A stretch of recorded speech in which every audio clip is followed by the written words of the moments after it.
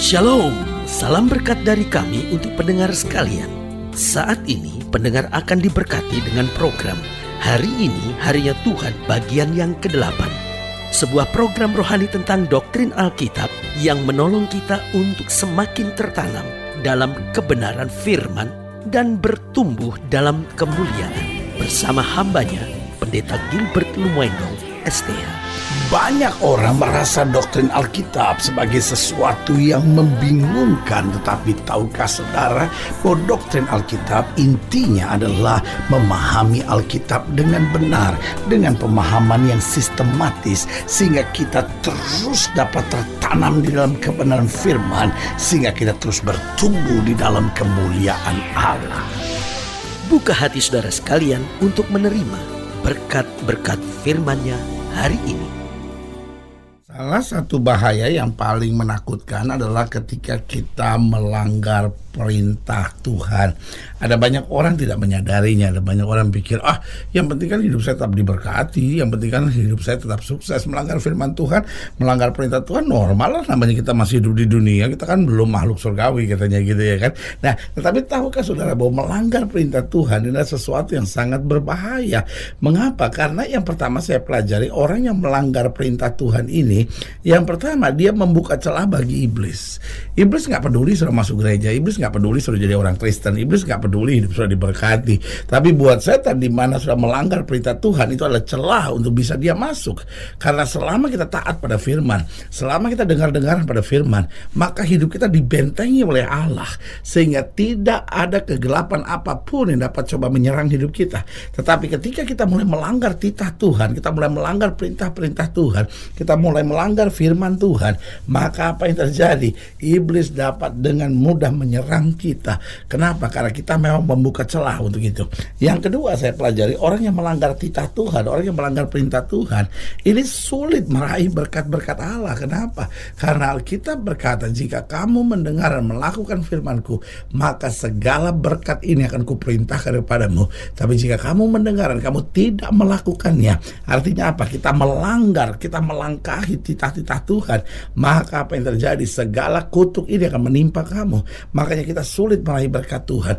Apapun yang kita kerjakan rasanya gagal, apapun yang kita kerjakan selalu bermasalah. Kenapa? Karena kita sulit meraih berkat Allah, kutuk Allah dalam hidup kita. Kenapa? Karena kita melanggar dan melangkahi titah Tuhan. Yang ketiga saya pelajari, orang yang melanggar titah Tuhan atau perintah Tuhan, hari-harinya makin jauh dari Tuhan. Dia nggak sadar, dia pikir saya masih di gereja, saya masih orang Kristen, tetapi hidupnya makin hari makin jauh dari Tuhan. Makanya sebagai hamba Allah, saya hanya mau ingatkan buat saudara bahwa hidup Kristen memang harus hidup dalam firman.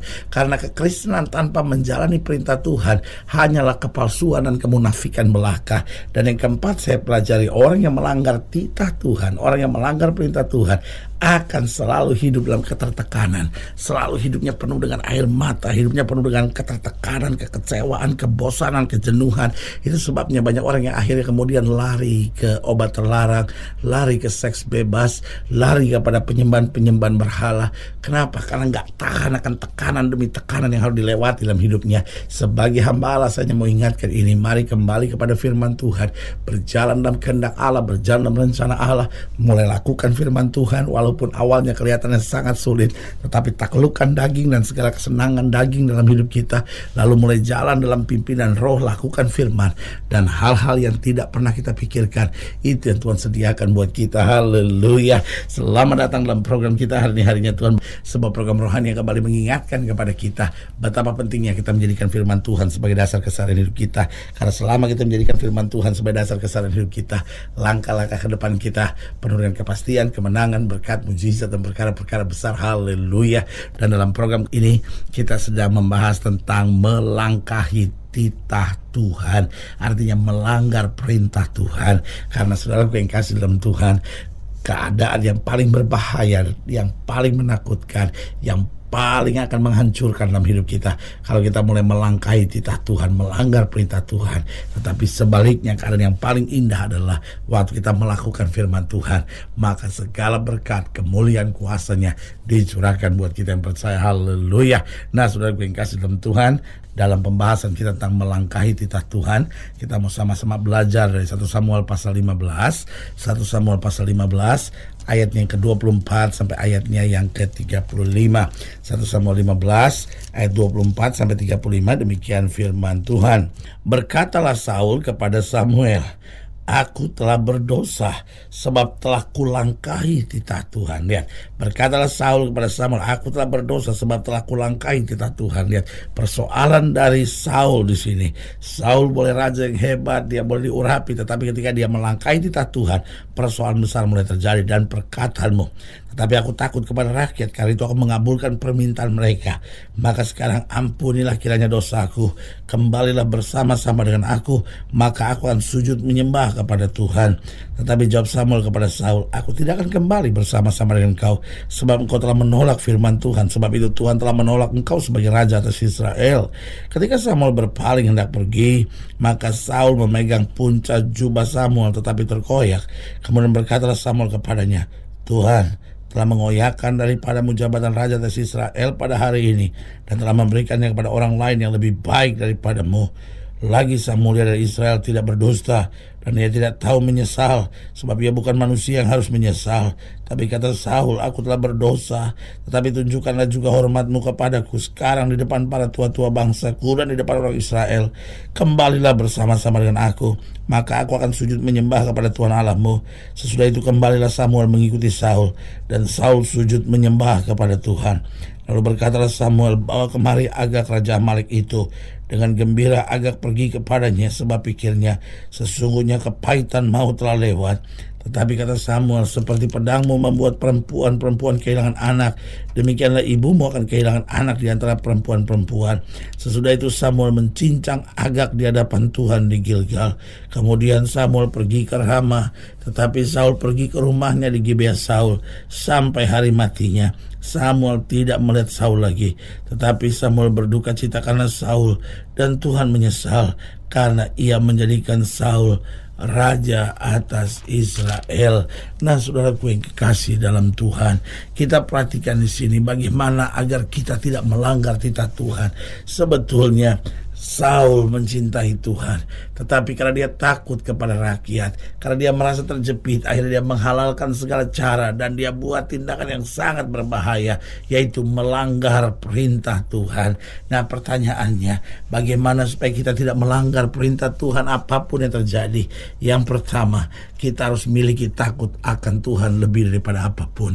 Seringkali kita takut kehilangan harta, seringkali kita takut kehilangan kekayaan, seringkali kita takut kehilangan karir, seringkali kita takut kehilangan dukungan dari orang lain, kita seringkali takut kehilangan persahabatan dan pertemanan. Sebagai hamba Allah, saya mau ingatkan, kita harus miliki takut akan Tuhan lebih daripada apapun di muka bumi ini. Karena selama kita miliki takut akan Tuhan lebih daripada apapun, maka kita akan menjaga langkah kita supaya tidak akan pernah melanggar titah-titah Tuhan. Yang kedua, bagaimana agar kita tidak melanggar titah Tuhan? Kita harus selalu bersandar pada Tuhan. Karena pada dasarnya secara manusia, seringkali kita nggak kuat, seringkali kita nggak sanggup, seringkali kita nggak mampu. Tetapi dengan bersandar kepada Tuhan, kita mendapat kekuatan baru. Alkitab berkata, orang yang menanti-nantikan Tuhan, dia mendapat kekuatan baru seperti Raja Wali yang naik terbang dengan kekuatan sayapnya. Saudaraku yang kekasih dalam Tuhan, bagaimana agar kita tidak melanggar titah Tuhan? Miliki takut akan Tuhan. Yang kedua, selalu bersandar kepada Tuhan. Karena orang-orang yang bersandar pada Tuhan mendapat kekuatan baru. Orang-orang yang bersandar kepada Tuhan diberikan semangat, dorongan, cinta yang luar biasa untuk dia makin suka cita akan perintah-perintah Tuhan. Makanya Daud berkata, berkata begini, aku suka hukum-hukum-Mu ya Allah, dan aku merenungkan segala perintah-perintah-Mu, karena perintah-perintah-Mu yang menjaga aku dari kejahatan, dan titah-titah-Mu yang menjaga aku dari segala dosa. Jadi bagaimana agar kita tidak melanggar titah Tuhan? Yang pertama, miliki takut akan Tuhan. Yang kedua, selalu bersandar pada Tuhan. Yang ketiga, sadari kuasa di balik ketaatan. Karena saudaraku yang kasih dalam Tuhan, di balik ketaatan ada kuasa yang besar. Tahukah saudara, orang-orang yang taat akan menang atas setan? Tahukah saudara, orang-orang yang taat akan menaklukkan setiap musuh? Tahukah saudara, orang-orang yang taat akan merebut janji Tuhan yang luar biasa? Karena itu sebagai hamba Allah, saya hanya mau ingatkan, orang yang tidak taat adalah orang-orang yang bodoh. Saudara, bayangkan Saul kalau saja dia mau taat, kerajaannya akan kekal, kerajaannya akan turun-temurun. Tetapi hanya karena ketidaktaatan, akhirnya dia kehilangan segala-galanya. Makanya kuasa dari ketaatan itu sungguh sangat luar biasa. Yang keempat, bagaimana agar kita tidak melanggar titah Tuhan? Sadari bahwa perintah Tuhan itu tidak berat. Salah satu dusta iblis adalah bahwa perintah Tuhan itu berat. Salah satu dusta iblis adalah bahwa kita tidak mampu melakukan titah Tuhan. Kita nggak mampu melakukan apa yang Tuhan perintahkan karena terlalu berat. Tetapi saudaraku, di dalam Matius pasal 11 ayat 28, Yesus berkata, mari kamu yang letih lesu dan berbeban berat, aku akan beri kelegaan kepadamu. Lalu Yesus kemudian berkata, belajarlah daripadaku sebab aku lemah lembut dan bebanmu pun ringan. Saudaraku yang kasih dalam Tuhan, jadi perintah Tuhan itu tidak berat. Alkitab bilang perintah Tuhan itu tidak berat.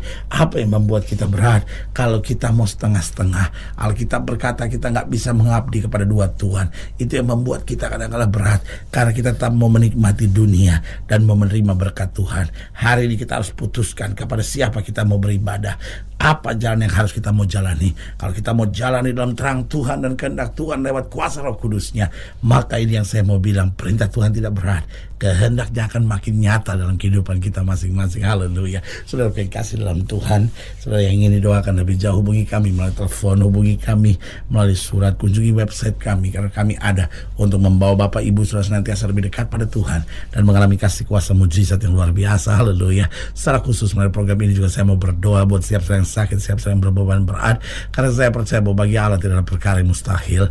Nah, saudara yang didoakan secara khusus boleh taruh tangan kanan saudara di dada dan kita akan berdoa. Mari kita berdoa.